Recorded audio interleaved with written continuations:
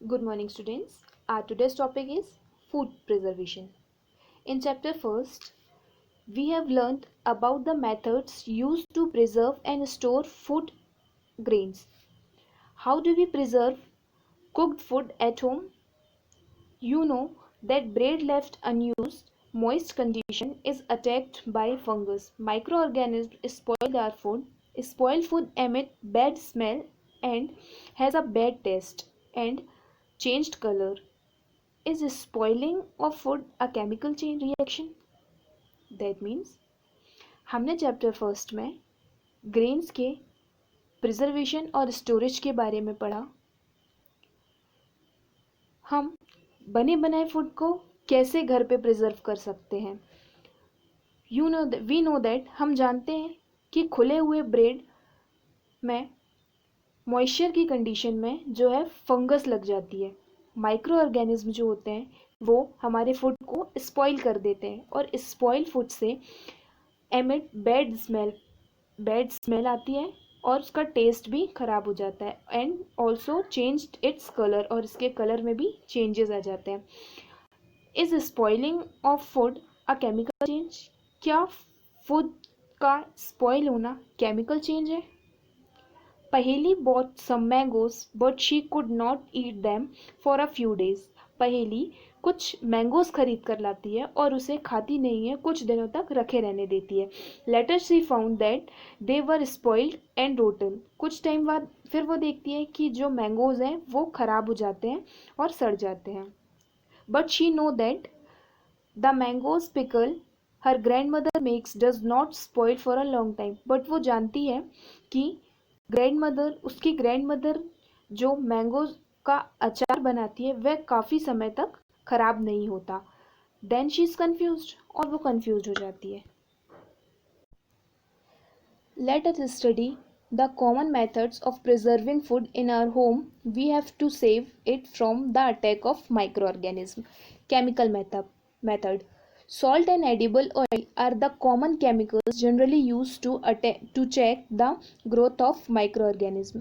Salt और edible oil जो होते हैं ये कॉमन केमिकल्स हैं जो माइक्रो ऑर्गेनिज्म की ग्रोथ को कम करने के लिए यूज़ किए जाते हैं। Therefore they are called preservatives. इसीलिए हम इन्हें प्रिजर्वेटिव्स कहते हैं।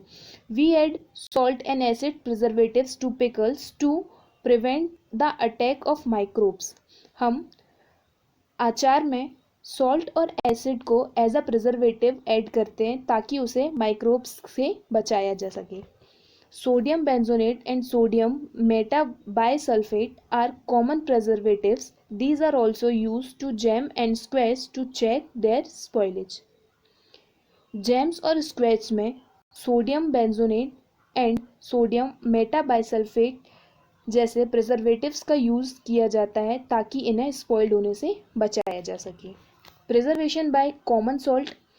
Common salt has been use to preserve meat and fish for edges.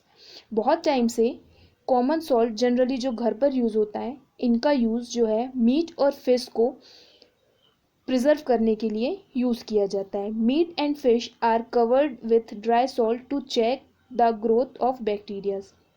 Meet and fish को ड्राई सॉल्ट से कवर कर दिया जाता है ताकि उसमें बैक्टीरियाज की ग्रोथ कम हो जाए या उसे बैक्टीरियाज की ग्रोथ से बचाया जा सके।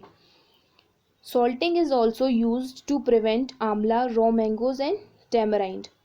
सॉल्ट का यूज़ आंवला, रॉ मैंगोज और टेमराइंड को भी प्रिजर्व करने के लिए यूज़ किया जाता है। Preservation bye sugar. शुगर से कैसे प्रिजर्व किया जाता है? Jam, jellies and squashes are preserve by sugar. Jams, jellies and squash जो होते हैं इन्हें शुगर से प्रिजर्व किया जाता है। Sugar reduce the moisture contain which inhibits the growth of bacteria which spoil food. जो मॉइस्चर शुगर जो होता है वो मॉइस्चर को रिड्यूस करता है जो कि बैक्टीरिया के ग्रोथ को कम कर देता है और फूड को स्पॉइल होने से बचा लेता है। Preservation by oiling and vinegar. Vinegar और ऑयल से preservation. Use of oil and vinegar prevent spoilage of pickle because bacteria cannot live in such an environment.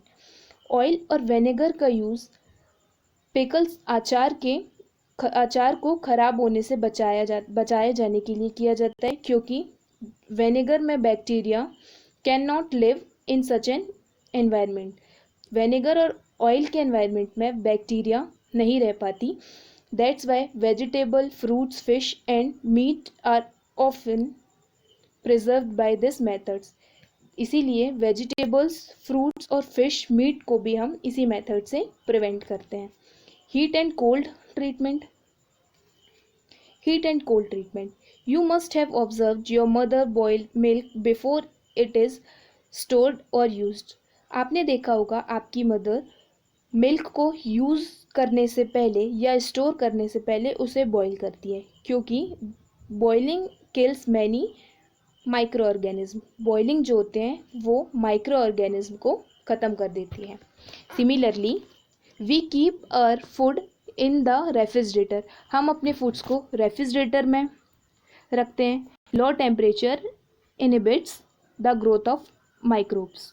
जो लो टेम्परेचर होता है वो माइक्रोब्स की ग्रोथ को ख़त्म कर देता है.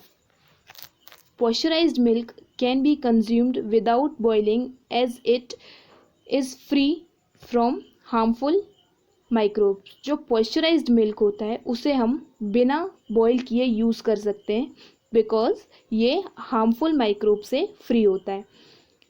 The milk is heated to about 70 degree for 15 to 30 seconds and then suddenly chilled and stored. जो पॉस्चराइज्ड मिल्क होता है उसे हम 70 डिग्री पर गर्म करते हैं और 15 से 30 सेकेंड तक गर्म करते हैं. उसके बाद इसे सडन ठंडा करके इसे स्टोर कर देते हैं. ऐसा करने से जो है माइक्रोब्स की जो ग्रोथ है वो इसमें कम हो जाती है. इस मेथड्स को जो है डिस्कवर किया था लुइस पॉस्चर ने, इसीलिए इस मेथड को पॉस्चराइजेशन कहते हैं. Storage and packaging. These days dry fruits and even vegetables are sold in sealed airtight packet to prevent the attack of microbes. आजकल ड्राई फ्रूट्स, इवन वेजिटेबल्स को भी airtight sealed packet में pack किया जाता है, जिससे microbes का जो अटैक होता है, जो खतरा होता है, वो कम हो जाता है.